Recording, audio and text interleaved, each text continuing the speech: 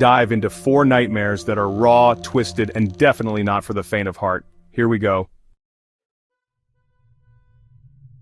Story 1. The Hollow Choir.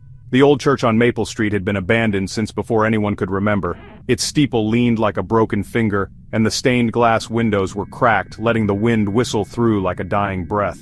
Kids in town dared each other to sneak inside, but no one ever stayed long. They said you could hear voices, soft, whispering chants that didn't belong to anything human. My friends called it the Hollow Choir. I was 16 when I took the dare. It was Halloween and the air smelled like wet leaves and regret. My best friend Jake shoved a flashlight into my hand and grinned. 10 minutes inside, Riley. Don't chicken out. The others, Lila and Max, watched from the curb, their faces pale under the streetlights. The door creaked open with a groan that made my stomach twist. Inside, the air was thick, like breathing through a wet rag. The pews were rotting, and the altar was covered in dust so gray it looked like ash. I flicked on the flashlight, and the beam danced across the walls, catching glimpses of faded saints with hollow eyes. Then I heard it, a low hum, like a dozen voices murmuring at once. It wasn't loud, but it crawled under my skin, making my teeth ache. I swung the light around, but the church was empty. "Hello?" I whispered, my voice shaking. The hum stopped. Silence pressed in, heavy and wrong.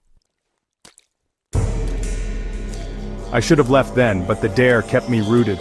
I took a step toward the altar and the floorboards groaned. That's when the whispering started. Words I couldn't understand, sharp and fast like a language made of knives. My flashlight flickered, and in the stutter of light I saw them, shapes in the pews. Not people, not really. They were too thin, too long, their heads bent at angles that made my neck hurt just looking at them. I stumbled back, my breath hitching. The whispering grew louder, angrier, and the shapes turned toward me.